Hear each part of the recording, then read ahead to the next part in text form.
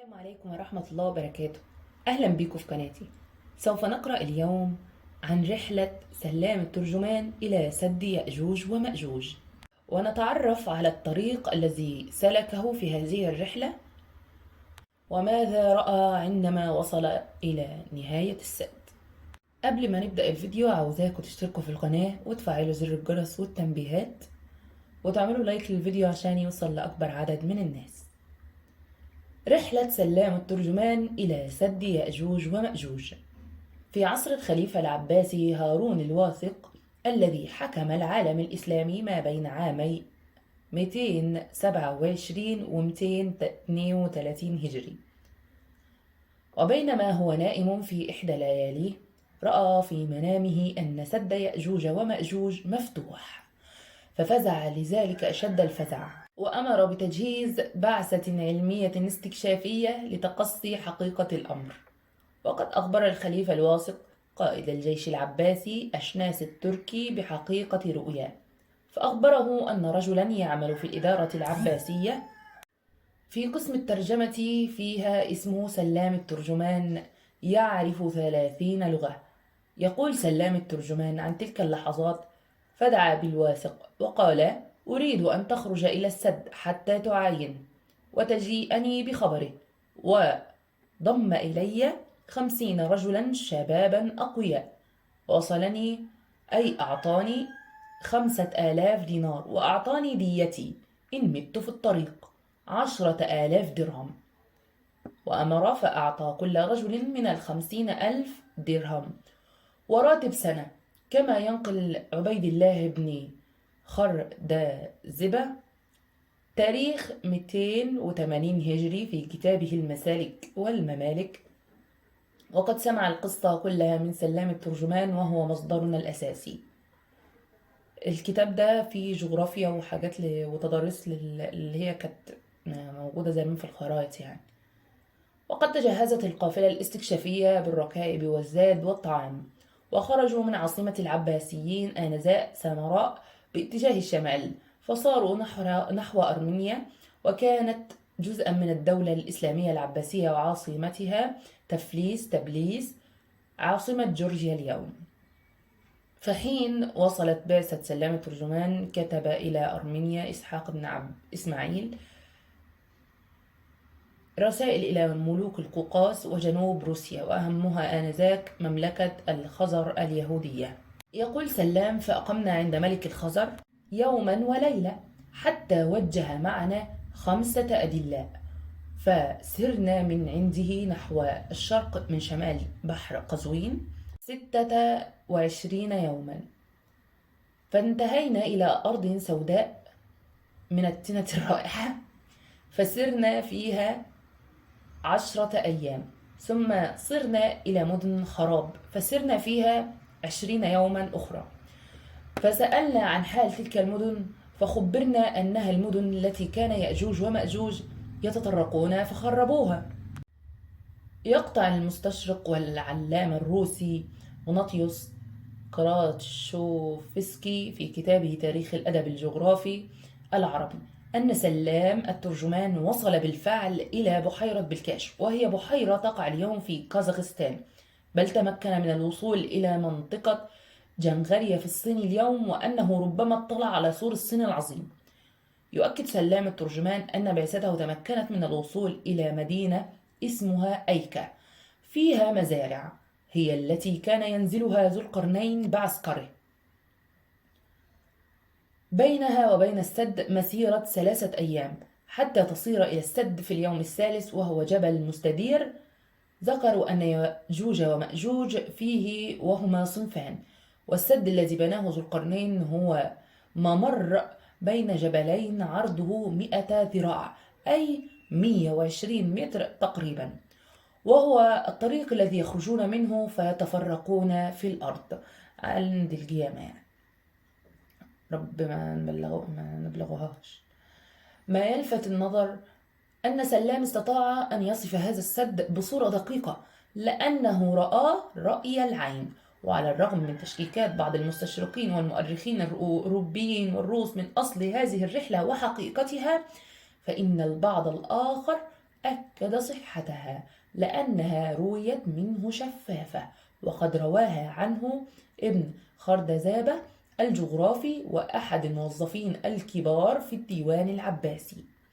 وقد أشاد الكثير من الباحثين الأوروبيين بهذه الرحلة والملاحظات المهمة والدقيقة التي ذكرها سلام، الذي يقول عن السد: حفر ذو القرنين أساسه 30 ذراعا إلى أسفل، وبناه بالحديد والنحاس حتى ساقه إلى وجه الأرض، ثم رفع عضادتين العضادة مثل الحائط أو العتبة الرأسية لأعلى، يلي الجبل من جنبتي الفج.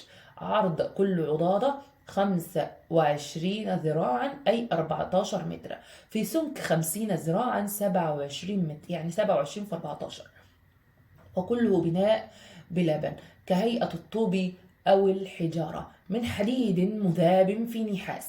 تكون اللبنة أو الطوبة ذراعا ونصف في ذراع ونصف، طول الحجر أو الطوب 1.5 متر تقريبا، في سمك عرض 4 أصابع. يؤكد سلام أن ذا القرنين استطاع بناء الردم مثل الباب تماما، ردم أعلاه حجارة مصنوعة من الحديد والنحاس، ثم فوق ذلك حديد ونحاس مصفور، حتى لا يدخل من الباب ولا من الجبل ريح كأنه خلق خلقه. كما يصف أي كأن هذا الردم الذي يشبه الباب أصبح مثل الجبلين الواقع بينهما. يحسب الرائي أنه جبل مثلهما تماما، بل يؤكد سلام الترجمان أن هذا الباب أو السد الذي يبلغ ارتفاعه 120 ذراع أي ما يقارب 55 متر، كان له قفل ارتفاعه 25 ذراع أي 11 متر ونصف، لا يحتضنه رجلان كما يصف سلام، ولا ندري هل هو قفل بالفعل على البناء الذي يشبه الباب أو هو مزيد إحكام وتدعيم لجسد السد أو الردم من الخارج.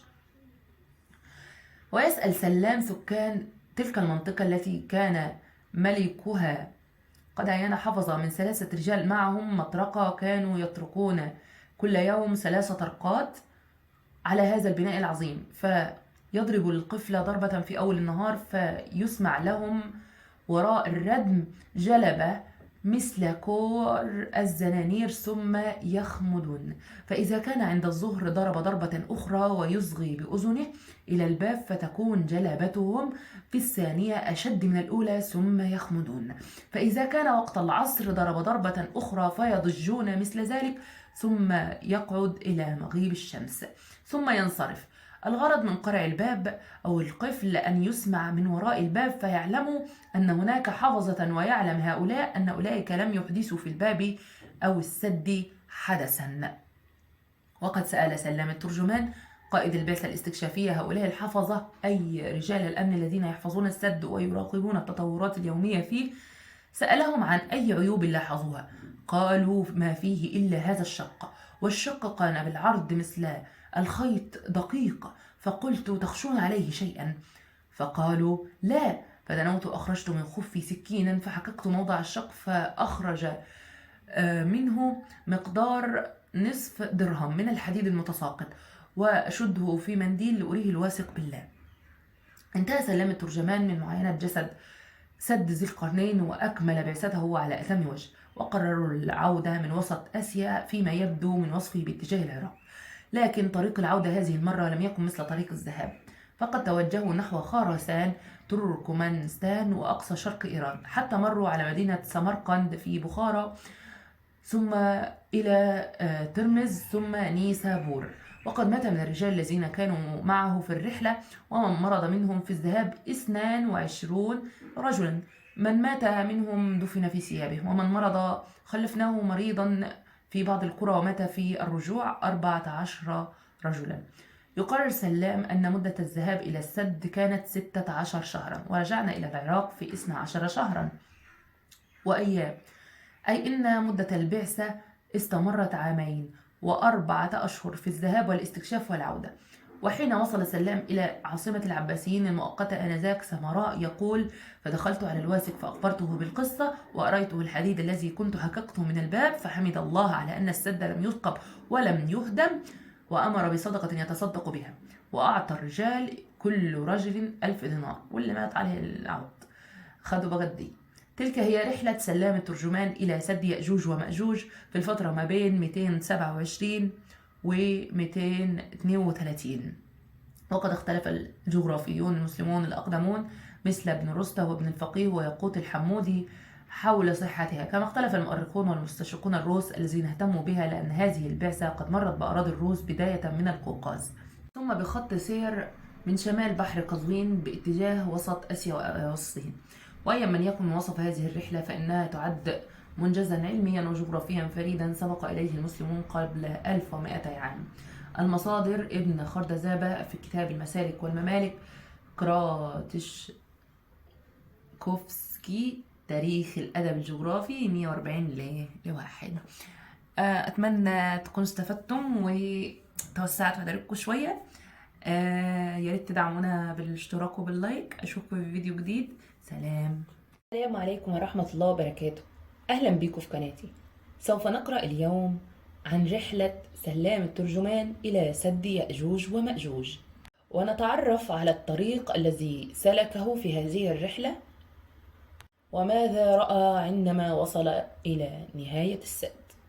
قبل ما نبدأ الفيديو عاوزاكم تشتركوا في القناة وتفعلوا زر الجرس والتنبيهات وتعملوا لايك للفيديو عشان يوصل لأكبر عدد من الناس. رحلة سلام الترجمان إلى سد يأجوج ومأجوج.